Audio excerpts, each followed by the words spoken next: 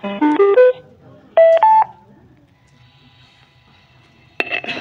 1 2.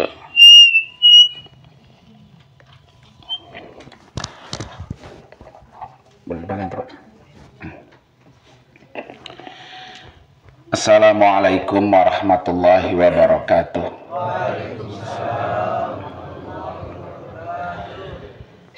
Bismillahirrahmanirrahim. Alhamdulillah wassalatu wassalamu ala Rasulillah. Wala haula wala quwata illa billah, amma ba'du.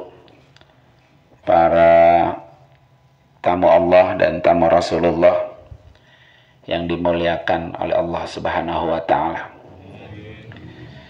Alhamdulillah wa syukrulillah, pada malam hari ini kegiatan rutinitas kita selama di kota Jeddah, yaitu melakukan sholat berjamaah, baik sholat fardu maupun nanti sholat sunat qiyamul lail.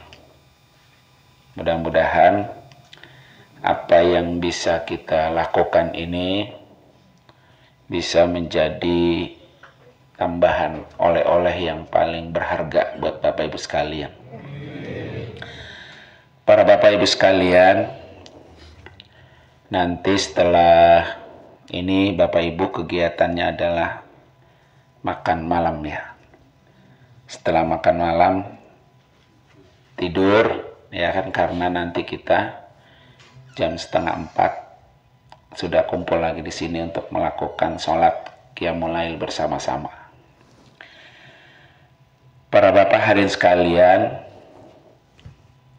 ketika Rasulullah Shallallahu Alaihi Wasallam datang ke kota Madinah pertama kali nyampe, Rasulullah memberikan ceramahnya atau memberikan tausiahnya kepada para muhajirin dan juga kaum Ansor. Muhajirin itu artinya orang-orang yang berhijrah dari kota Mekah ke kota Madinah. Dan mulai berhijrahnya Nabi itu dimulai dari Jabal Sur, ya, Goa Sur. Itu nanti akan Bapak Ibu kunjungi pada lusa ya. Disitulah Nabi mulai berhijrah, berangkat meninggalkan kota Mekah menuju ke kota Madinah. Dari Mekah ke Madinah itu 450 km. Kalau dari kita dari Jakarta ke Semarang. Nanti kita akan lakukan itu dengan berkendaraan mobil. Kemudian orang-orang yang menerima kedatangan rombongan Nabi dari Mekah itu, orang Madinah yang sudah menunggu, itu disebut kaum Ansor. Ansor artinya orang yang menolong, ya. Jadi mereka itu udah sorak gembira, karena itu hijrah Nabi yang ketiga. Hijrah Nabi pertama itu ke Ethiopia, tapi Nabi tidak lama, Nabi terus pulang lagi ke kota Mekah. Karena Mekah itu kota kelahiran Nabi. Jadi ibarat kita itu ya kampung kelahirannya. Maka orang kalau pulang kampung itu senang. Ya, dia gembira. Karena mau pengen ketemu apa? Kampung halaman dewek. Dan Nabi disuruh pindah oleh Allah meninggalkan Mekah, nggak mau. Karena Nabi terlalu cinta dengan kota Mekah. Bukan karena cinta Mekah itu tempat kelahiran Nabi saja, bukan. Tapi karena Mekah itu ada Baitullah, ada rumah Allah, ada Ka'bah. Maka itu memberat Nabi, berat untuk meninggalkan kota Mekah. Nah, kemudian Nabi hijrah lagi ke Taif. Ya, itu hijrah Nabi ketika Nabi dalam kondisi sangat sedih, sangat berduka, karena baru saja Nabi ditinggal mati oleh istrinya tercinta Khadijah. Kemudian disusul oleh pamannya Abu Thalib. Nah, kedua orang ini adalah yang sangat membantu dakwah Rasulullah ketika di Mekah. Dengan kondisi sangat sedih, orang-orang kafir di kota Mekah semakin menjadi-jadi. Akhirnya Nabi hijrah ke Taif.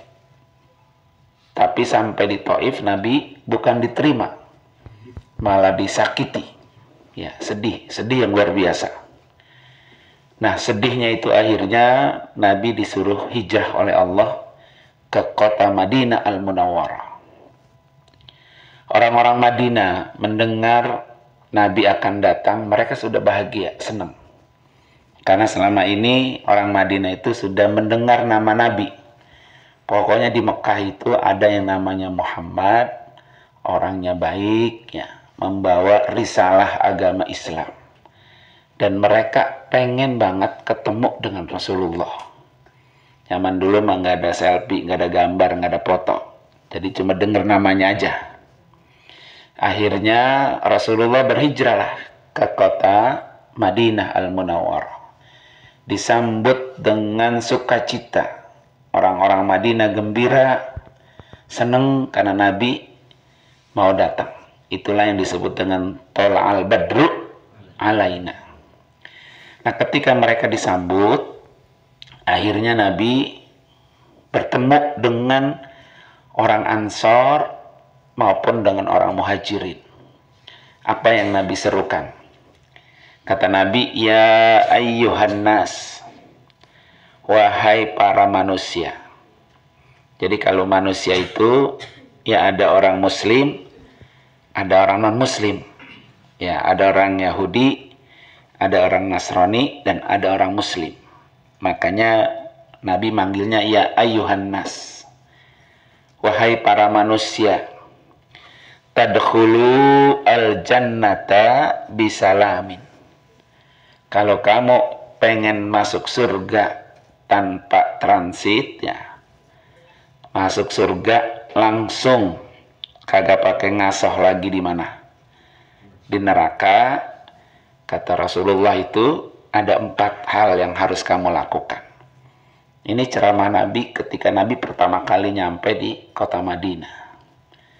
Nah, bapak-bapak, ibu-ibu, pengen gak tuh masuk surga tanpa pakai apa?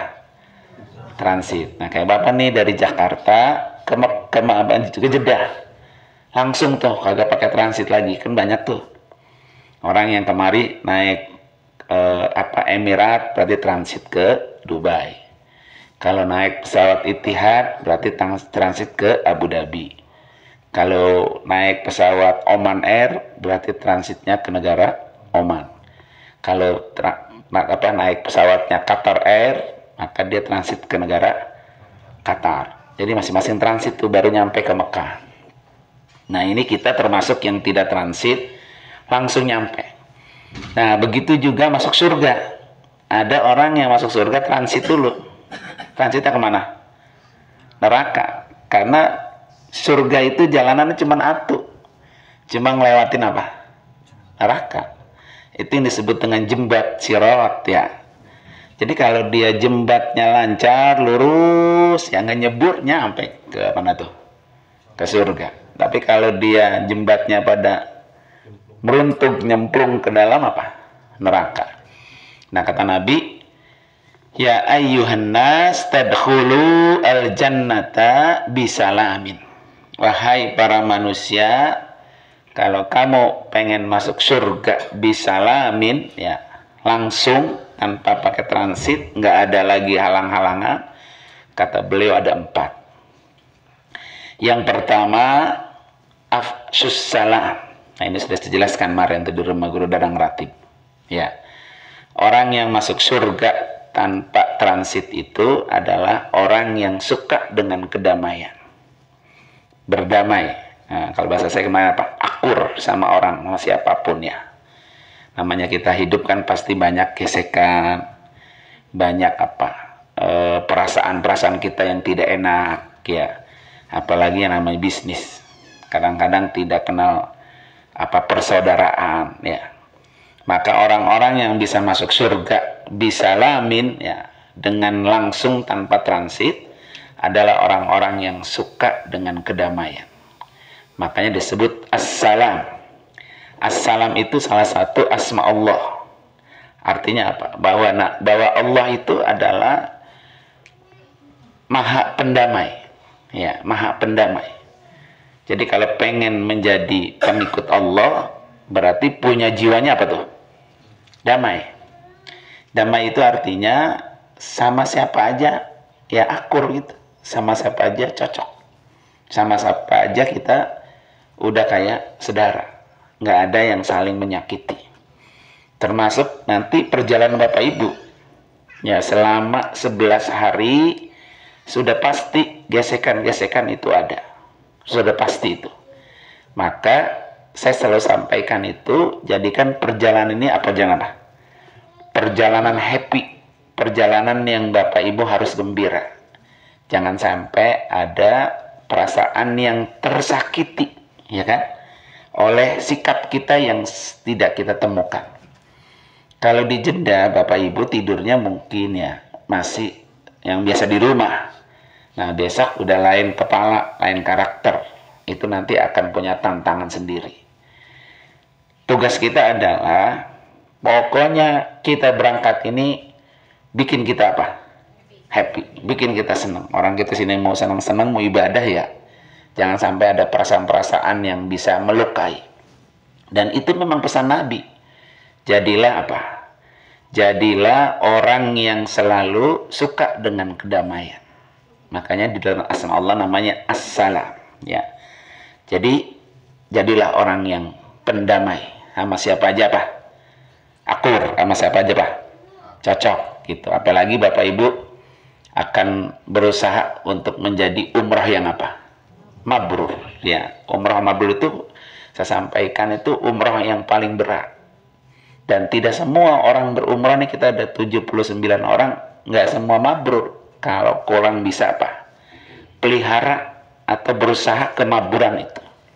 Makanya saya selalu sampaikan, mabrur itu ada di tangan Bapak Ibu.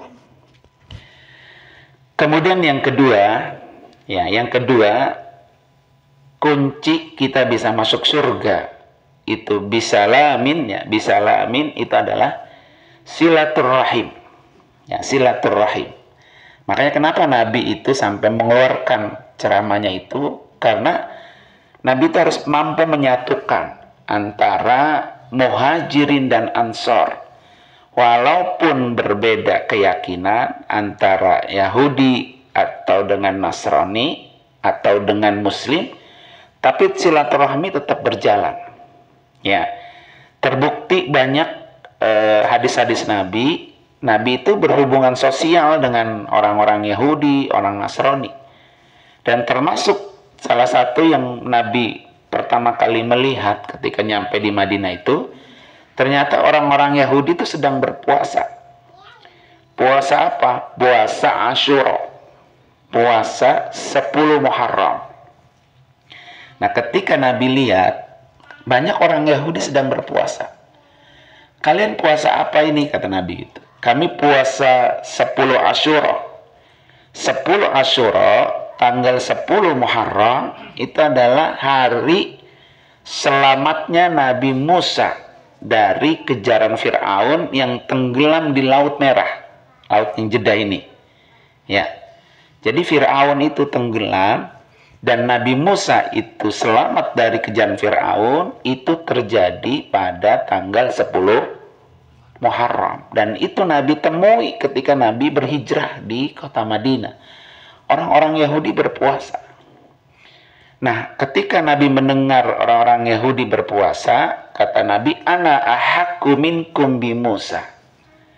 Saya ini lebih berhak dari kalian, dari orang Yahudi, untuk melakukan puasa terhadap ajaran Nabi Musa. Nah, untuk membedakan ajaran Muslim, ya, Islam dengan Yahudi, maka Nabi mensunnahkan puasa Tasu'a. Puasa tanggal 9 dan tanggal 10 Muharram. Gitu. Jadi kehadiran Islam itu selalu beda dengan ajaran yang sudah ada. Jadi kalau orang Yahudi itu berpuasanya tanggal 10 Muharram saja karena hari kemenangan nabinya, Nabi Musa. Nah, Nabi Muhammad ditambahin Tasu'a dan Asyura. Ini satu bukti bahwa silaturahmi itu adalah apa tuh? Kunci daripada orang masuk ke dalam surga. Makanya silaturahmi itu tidak terbatas sama muslim saja.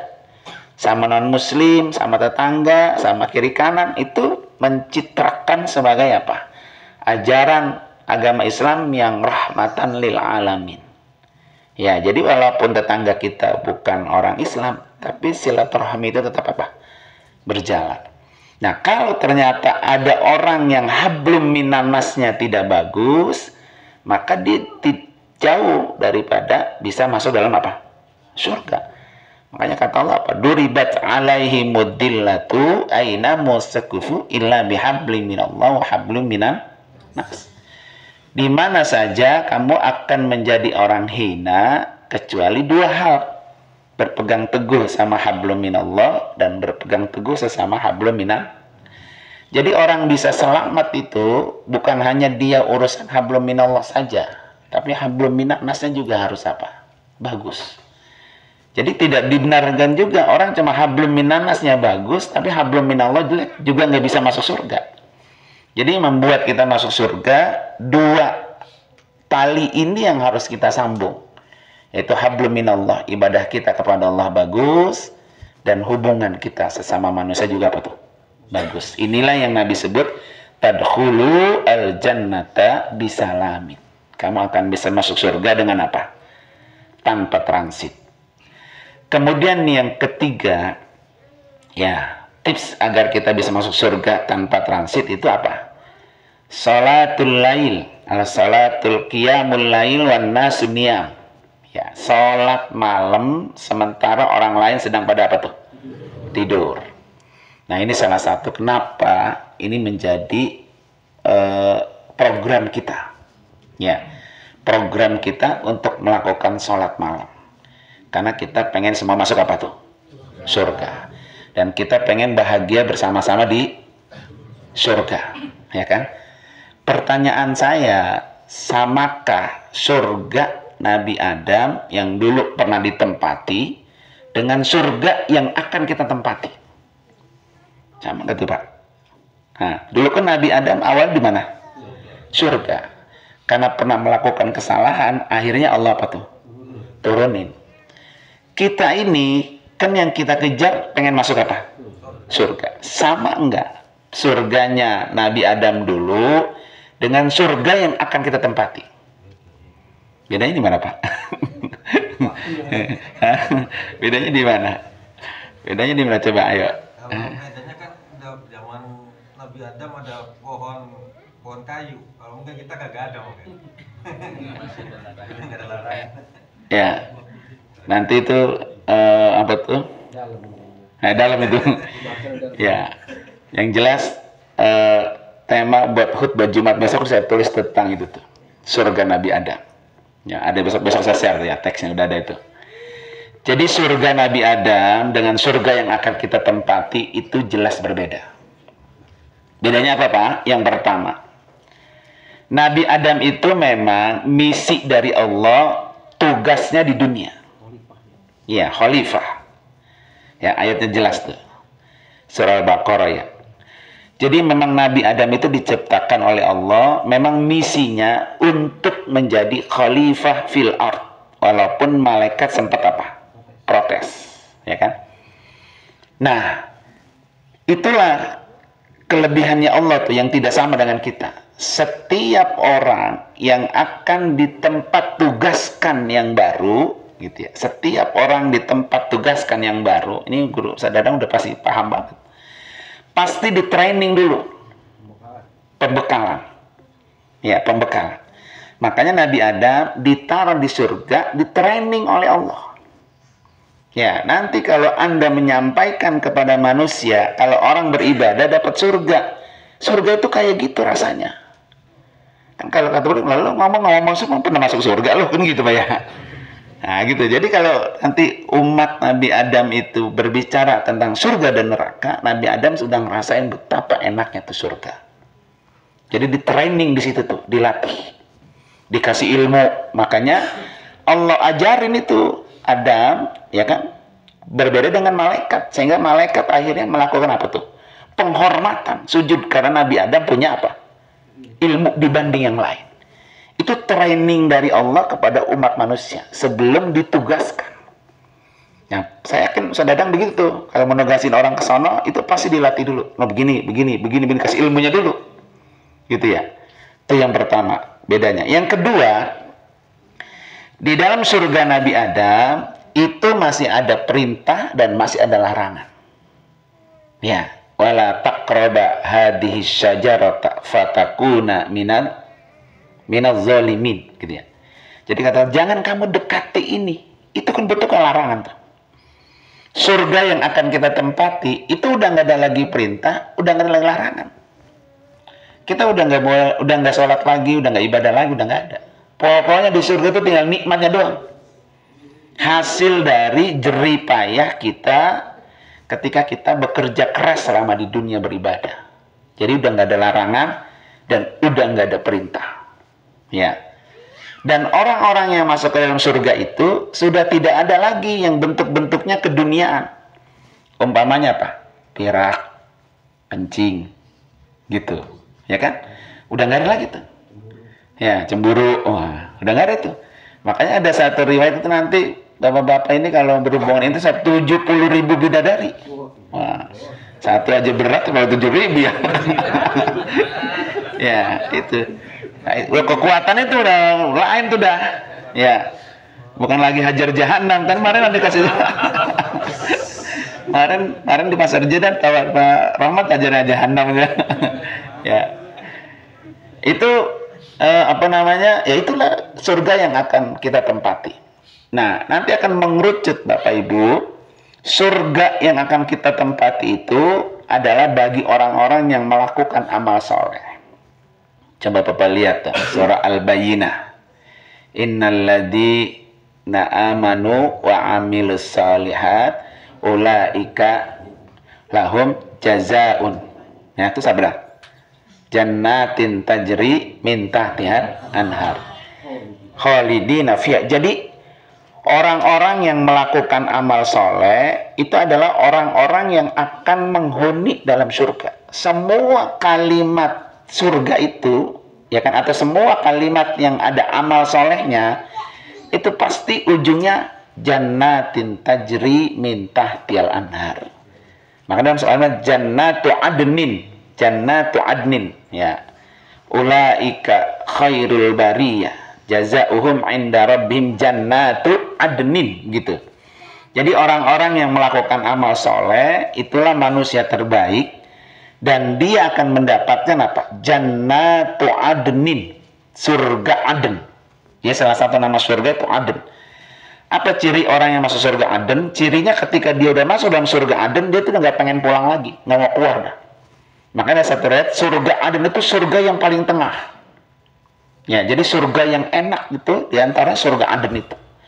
Dan orang yang masuk dalam surga Aden itu adalah orang yang apa? Ulaika hum khairul bariyah jazaohum inda rabbihim jannatu adnin.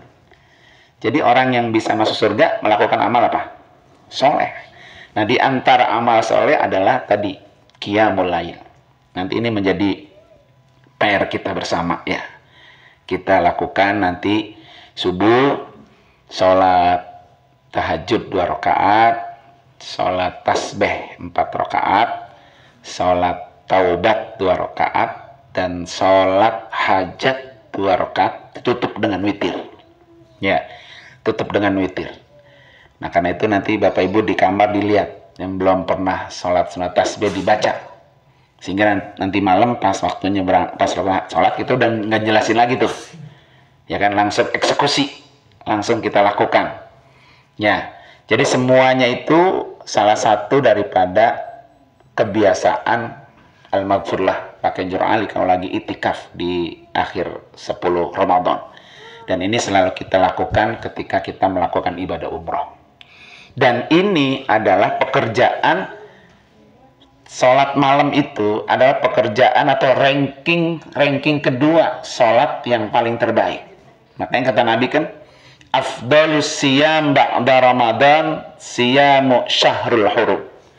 Puasa terbaik setelah Ramadan, puasa di bulan haram. Dan salat terbaik, afdalus salat ba'da salatil fardhi, ya, fardi, salatul lail. Jadi salat ranking kedua setelah apa? Salat 5 waktu adalah salat apa? Malam. Nah, nanti kita bekali pulang umrah dari sini, itu menjadi apa tuh? Bagian yang bisa Bapak Ibu lakukan ketika pulang dari tanah suci. Ya, dan ini tadi kunci masuk surga bisalamin.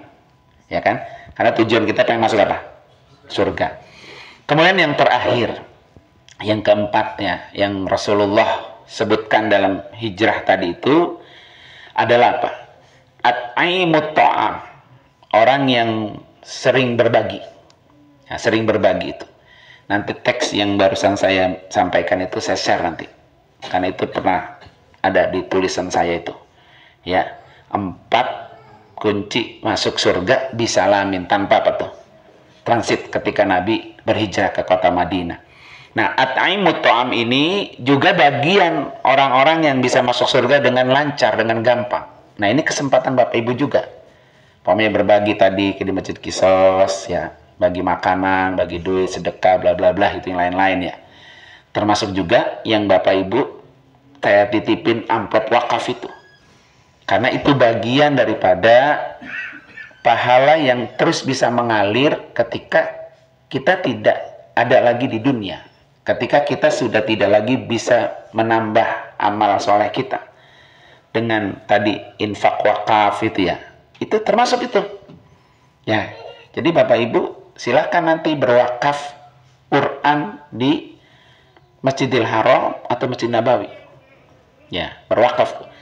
Cuma saya kasih catatan, belilah Quran yang standar dengan rak Masjid Nabawi atau rak Masjidil Haram. Jadi walaupun nanti Bapak Ibu beli Quran itu banyak bervariatif harganya, maka belilah Quran yang sesuai dengan standar masjid. Kenapa? Karena kalau Quran itu yang standar masjid, dia akan tetap ada. Nah, kayak Quran itu. Itu Quran standar karena dia dikeluarkan dari pabrik apa tuh? Masjid Nabawi. Tapi kalau Bapak Ibu beli wakaf Qur'annya yang tidak standar dengan standar masjid, dia nanti akan di-sweeping sama merbotnya. Quran-Quran yang tidak standar dikumpul-kumpul masuk dalam kardus, nanti dikeluarin lagi, dibagi-bagiin buat orang. Jadi wakaf kita itu tidak ada di situ. Ya, supaya wakaf kita tetap ada di rak Masjid Nabawi atau Masjidil Haram, dan itu dibaca oleh jutaan orang, maka orang yang mewakafkan akan mendapatkan aliran apa tuh? Pahala yang terus mengalir, ya kan? Dan ini bagian daripada yang harus kita lakukan ketika kita berada di mana? Di tanah suci. Kenapa dinamakan tanah haram? Ya Pak ya. Tanah haram itu artinya tanah yang hormat, tanah yang mulia. Ketika Bapak datang ke tempat tanah yang hormat, Bapak datang ke tempat tanah mulia, aura kemuliaan tanah itu tertular sama diri kita. Sehingga Bapak Ibu pulang dari Mekah menjadi orang terhormat. Kebiasaan baik yang ada di Mekah ketularan. Coba dah Bapak nih. Kalau di Mekah itu ibadah, apalagi bisa dadang targetnya. Pokoknya sholatnya berjamaah di Masjidil Haram. Kenapa hal itu tidak tertular ketika kita di rumah? Ya, saat main getap-getapan gitu ya. Nah, aura yang kayak gitu tuh, itu berusaha untuk tertular tingkat kemuliaannya dengan tanah suci. Maka disebut tanah haram. Nah, tidak semua orang bisa datang ke tanah haram. Makanya Allah siapkan bulan-bulan haram.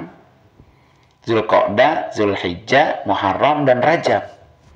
Kenapa? Biar orang ketika di bulan haram nilai pahala ibadahnya lebih besar.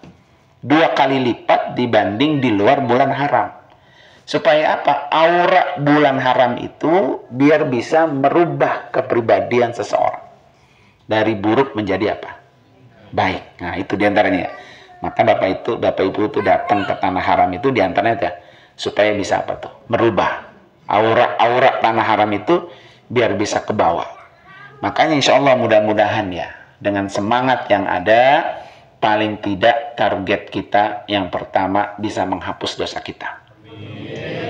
Ya, bisa menghapus karena kita datang ke sini memang kita bawa dosa. Dengan datangnya kita ke haram, maka dosa kita diapain? Dihapus oleh Allah Subhanahu wa taala. Kayak saya bilang saudara bisa kalau naik di bus itu banyakin istighfar. Salah satunya agar bisa menghapus dosa. Ya, salah satunya juga biar memudahkan Bapak Ibu ketemu dengan Baitullah. Karena tidak semua orang, Pak, walaupun dia udah nyampe di Mekah, nggak ada jaminan dia akan ketemu Ka'bah. Ya, walaupun udah nyampe ke Mekah. Ya, umpamanya nih, dari sini mas seger buger nih dari Jeddah, nyampe di Mekah, ternyata dia sakit dan dibawa ke rumah sakit. Akhirnya sampai pulang tuh dia, kagak ketemu Ka'bah. Ada begitu? Banyak. Saya termasuk yang menyaksikan perjalanan orang-orang yang seperti itu. Dan ini jangan sampai nauzubillah, dari 70 orang ini sampai kagak ketemu apa? Ka'bah. Maka nah itu transit dulu. Nah ya, makanya dulu ada orang, Pak, ketika dia berangkat haji, dosanya terlalu banyak, dia takut. Akhirnya ngelapor sama adiknya Kiai Haji Muhyiddin Anwar.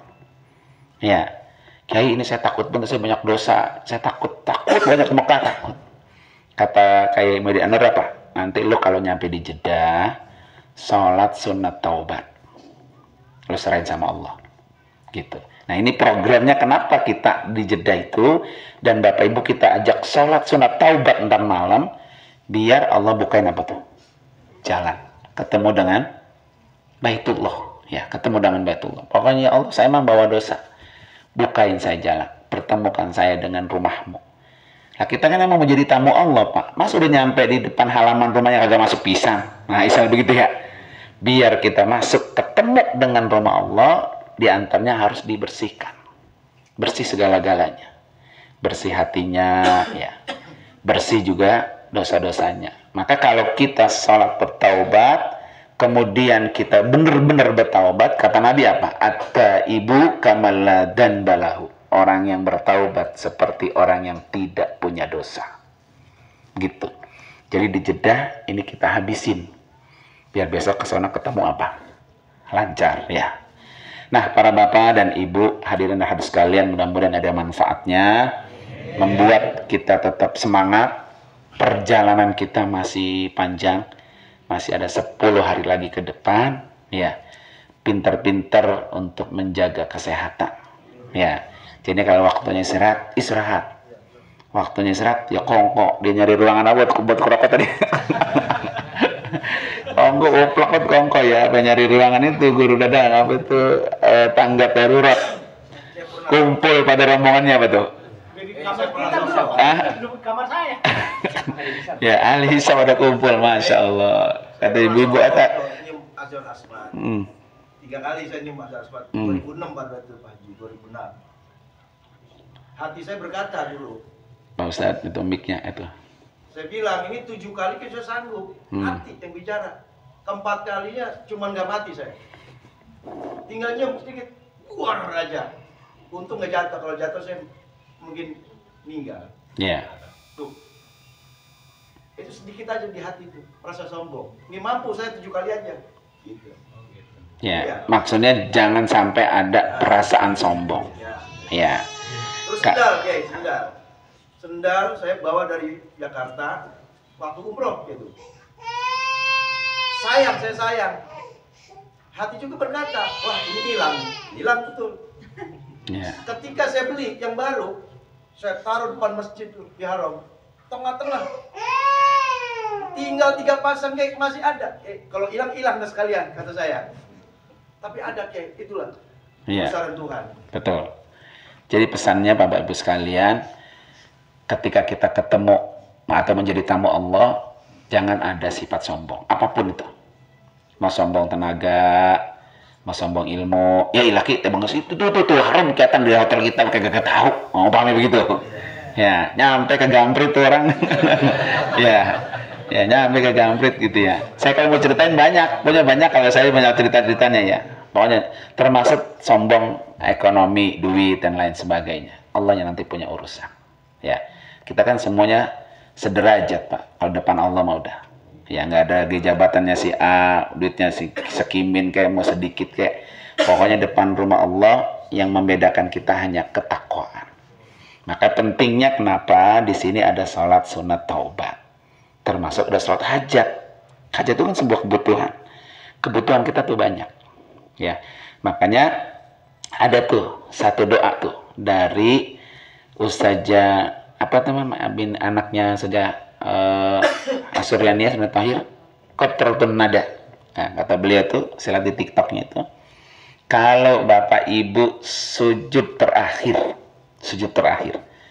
baca doa apa? Allahumma rzuqni makhraja. Allahumma rzuqni makhraja. Allahumma rzuqni makhraja. Ya Allah berikan saya rezeki solusi. Solusi apa aja? Karena kita hidup pasti banyak apa? Banyak permasalahannya. Ya, masalah ini ya Allah berikan solusinya. Masalah ini berikan solusinya. Makanya Allahumma rzuqni makhraja. Ya. Satu lagi nih, ini mah dari Nabi. Ya, kalau Bapak habis tahiyat akhir, gitu kan sudah innaka hamidum majid gitu Pak ya.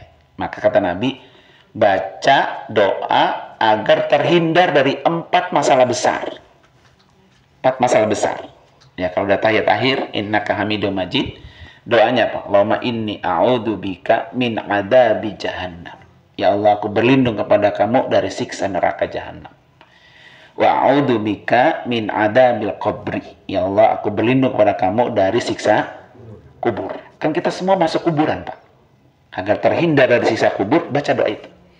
Yang ketiga nih yang paling dahsyat, Allahumma inni a'udzubika min fitnatil mahya wal mamati. Aku berlindung ya Allah dari ujian hidup dan ujian mati. Kita hidup banyak ujiannya. Apalagi bapak-bapak ini yang tukang pada bisnisnya semua ya. Masya Allah, ujian hidup itu luar biasa. Agar hidup kita ini keluar kita dapat ujian-ujian itu, maka mohonlah doa ini ketika apa tuh? Tahiyat akhir. Yang keempat, Allahumma inni a'udzubika min fitnati syarril masihid dajjal. Itu doanya dari Nabi. Ya. Nanti kalau kagak kurang tahu, saya share tulisan saya itu tentang doa itu. Ya. Mudah-mudahan ada manfaatnya. Dan ntar malam kita ketemu lagi. Ya, sekarang tidur dah. Yang istirahat. Jam tersesar dah. Saya lihat subuhnya kan kita jam 6. Agar Bapak Ibu jangan terlalu malam banget. Soalnya besok keluar dari sini habis zuhur kita tawafnya malam. Ya, tawafnya malam. Jadi Bapak Ibu tenaganya enggak tapi ngantuk begitu maksud saya. Kalau tidurnya apa tuh? Banyak. Gitu kan? Jadi karena kita subuhnya jam 6 sedangnya itu. Jam 4.3. Iya, jam berapa? Jam 6.43. Berarti jam 7. Jam 6.43. 5.43, jam 6 kurang seperempat. Kita kan qiyamul lail 1 jam. Ya kan? Suruh. Yang itunya yang salah nulisnya. Yang itu nih. Yang apa tuh? Yang apa tuh? Yang foto. Oh, yang tadi saya foto begitu ya? Iya, yang foto. Ada nggak? Gambar. Tuh. Oh iya, 5.43 ini. Jam 5.43. Ya, jam 5.43 berarti jam 6. Jam 5. Nah, salah itu yang dipoto. Yang diketikkan salah. Yang diketikkan salah. Berarti kita jam 6, jam 5, jam 6. Berarti jam setengah 5. Setengah 5 dah di sini. Ya, setengah 5 salat malam, setengah 5 mulain, selesai setengah 6. Ya. Selesai masih ada waktu buat belonjor-belonjor tuh. Ntar jam 6 ya. Baru kita sholat subuh. Jadi jam berapa di sini? Setengah 5. Ya, setengah 5. Saya kira itu saja para bapak hari sekalian. Mari sama-sama kita baca suratul Fatihah. Mudah-mudahan semua rangkaian kita Allah berikan kemudahan. Allah berikan kelancaran, sehat semua ya. Ala hadini al-Fatihah. A'udzubillahi minasyaitonir rajim. Bismillahirrahmanirrahim.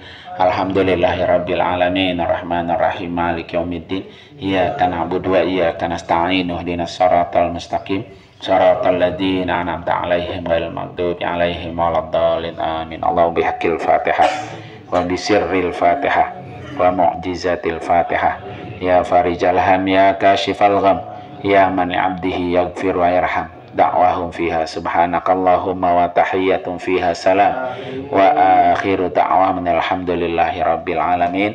Wassalamualaikum warahmatullahi wabarakatuh.